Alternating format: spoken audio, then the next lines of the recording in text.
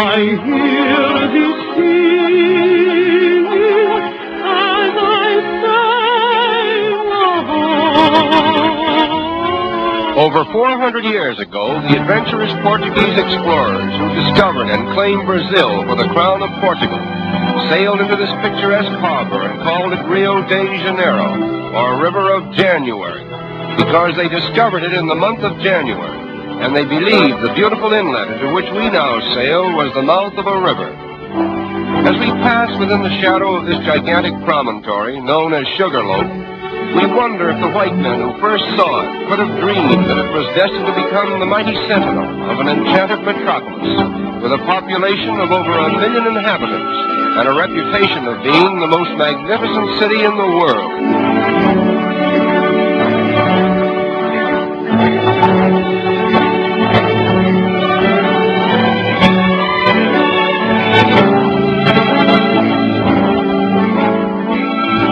Passenger ships arriving at Rio today literally tie up at the foot of Main Street and immediately become a picturesque part of the skyline, as well as a convenient point of egress to the city itself. Rio de Janeiro is not a manufacturing city.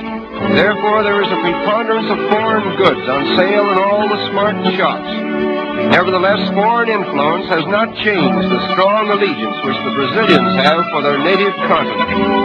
They proudly proclaim themselves South Americans, and they very much resent the North Americans' alleged monopoly of the word American.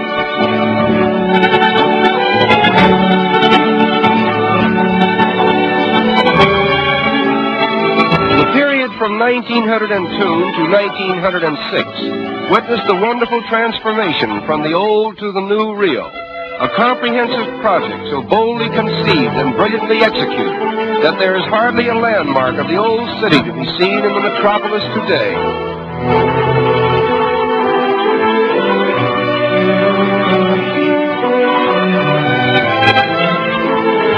The most unique feature of the clean and spacious streets is the decorative mosaic work that adorns the sidewalks.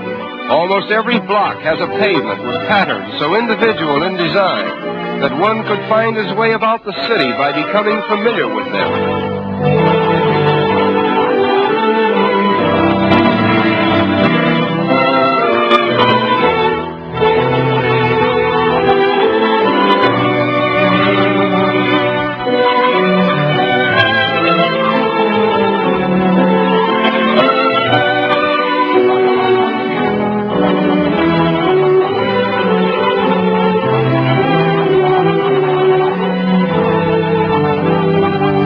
Rio is particularly noted for its numerous and colorful parks, which are scattered in picturesque profusion throughout the city.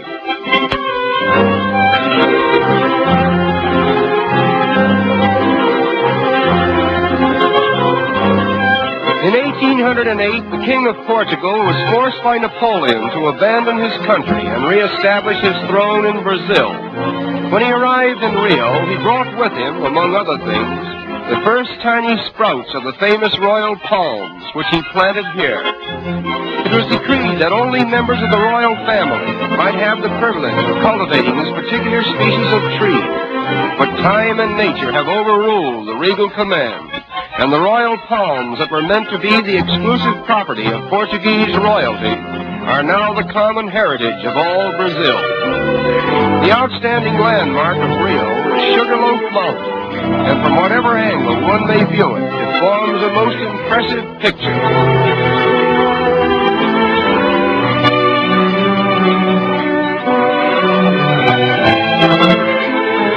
Swimming is one of the most popular sports in this pleasure-loving city.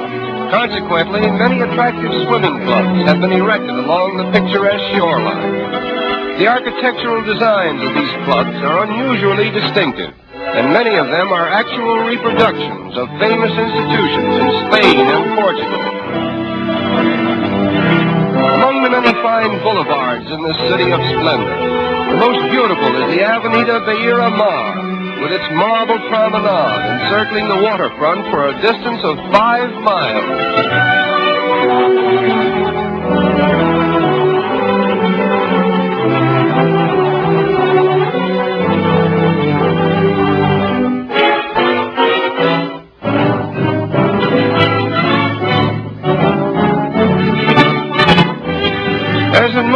countries of South America, the color of one's skin does not always determine one's social standing. As a matter of fact, the racial color line seems to be so thinly drawn that it has become a haven of toleration for all races. Nevertheless, the Portuguese language still prevails.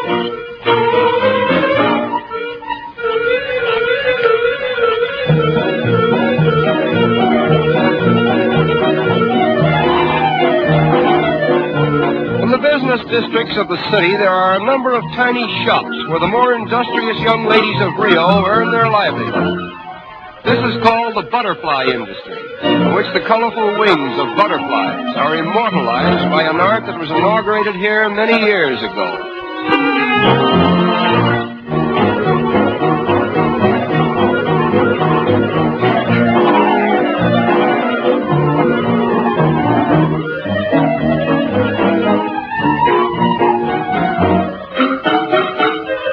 The design is first painted on glass, and the delicate butterfly wings, which have been carefully assorted for their best colors, are cleverly worked into the design and held in place by adhesive tape. Another layer of glass is finally placed over the tape, and the wings, thus preserved, will hold their lifelike colors indefinitely. There are over 700 different species of butterflies in Brazil, and they are much larger and more colorful than those of North America and Europe.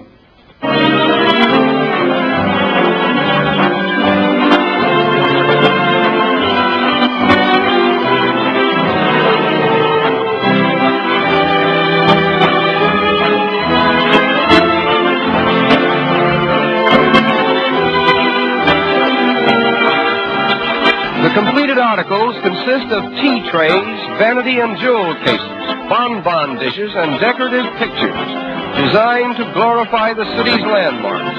And needless to say, the predominating design is Sugarloaf, the center of attraction for all eyes that glory in the magnificence of Rio de Janeiro, the city of Splendour.